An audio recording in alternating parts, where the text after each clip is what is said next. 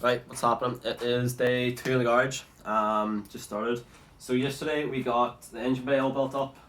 So we done things like sanding off wee points here and putting the chassis grounds back on and then painting over them, more so for to stop it corroding than for looks. And I got like brake lines in, the wiring ran, a pile of stupid stuff like that. So we've got a job to do today. About a year ago, I redone the whole underside of the chassis in white Bedliner and left it like pristine clean, and I was in love with it.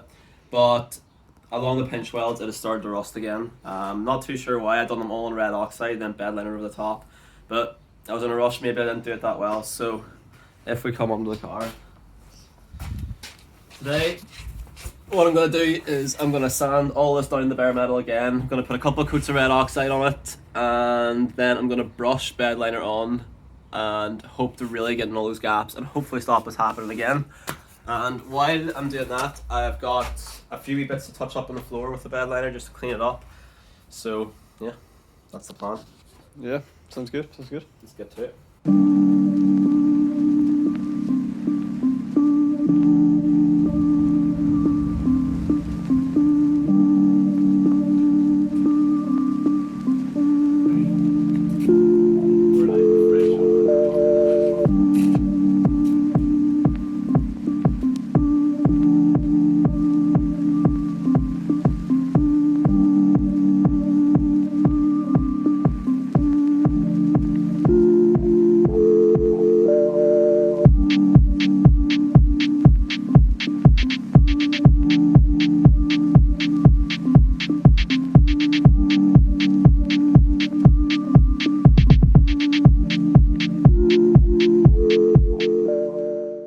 So this is like the third time I've shot this because apparently I can't speak.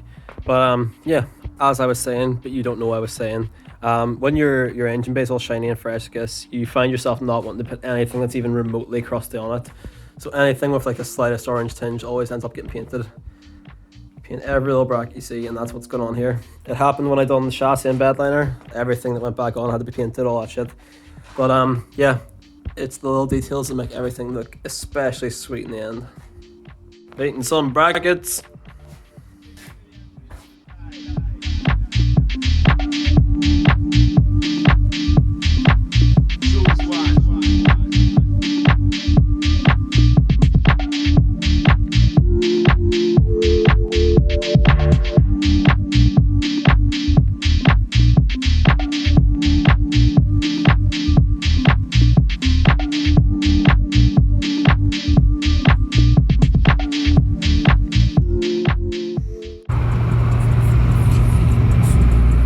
We are going to a fucking restaurant for the first time in 4 months. They've just opened after coronavirus. I'm so fucking hyped. Pint and a burger. What are you getting?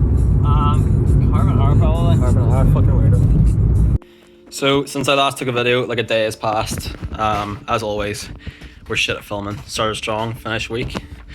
So I've got this big light up on here. There's a couple of points on the floor that I want to touch up with the Bedliner if I have enough while I'm doing the pinch welds. The pinch welds are all ground down as clean as I can get them, covered in red oxide. Yeah, so that's actually what delayed me, is I used some old red oxide that I had lying in the garage and it just didn't set. So I had to wipe as much of that off as I could and get some new red oxide, and now we're all good to go. Anybody that's not used this Raptor stuff, it's really good. It's tough as fuck, doesn't chip. Like, obviously you can see this is very dirty, and I've cleaned off wee bits where I wanted to touch up. This is red oxide here. And you can see some more down here. But yeah, so it's good stuff. So this is the tintable version. So that means you can tint it with the color of your choice. As you can see, I've gone white. So it's a good idea to work out your quantities before you start. It'll save you fucking whipping your phone calculator out and going mad. So I'm going to use half this 1 litre kit. So I need to do half this, and then I need to add 10% of paint, which is also a 2-pack. So I've got my quantities wrote down here. I'm going to pour 355ml out of this. And then I'm going to pour an extra 120ml, which will bring me up to 475ml hardener. Then with paint, I'm going to pour it up to 507ml, which is this. And then I'm going to pour 523 finally with the hardener, and that will give me the proper mix of this, half a kit.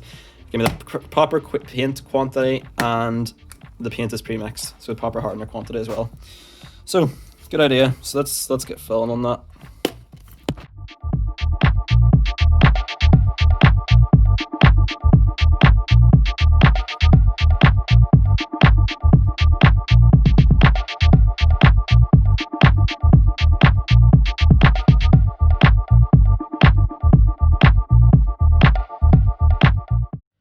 So this is a random pamphlet from some church that came through the door that I've used for my measurements here. Just realised there's some religious guy called Big Chief. Anyway, bullshit aside, I'm having a beer because I'm done painting, and this was a big thing to get knocked off the list, to be fair. The pinch welds, well, they are going to need a second coat, I think. I've got more there, so... But they're looking pretty good now. Looking pretty straight. Not as bad as they were, and hopefully it's not going to rust again. I did put a lot of effort into making sure I sat, instead of a paintbrush, a makeup brush, an old makeup brush, and made sure I got red oxide into every little crack. And while I was doing that, I've brushed over just the lower floor section again. It had a couple of imperfections. They weren't actually chips. This stuff's actually really hard to chip. It's pretty good. I think like little areas like in corners here, I may have left a little bit of seam sealer because I couldn't get like a wire wheel right in there. And just sprayed over the top, assuming it would be fine. And a couple of spots like discoloration came through the white paint. It was a bit like yellowy, and I think it's where it's reacted to the seam sealer. So now that that's been dry for absolutely ages, I've just brushed over another coat, and that should leave that looking OCD perfect like I like it.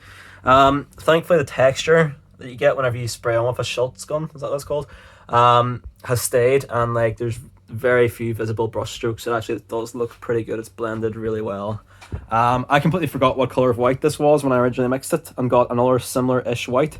So I'm pretty pleased. Like, the line, you can't even see the line. So that's a good result.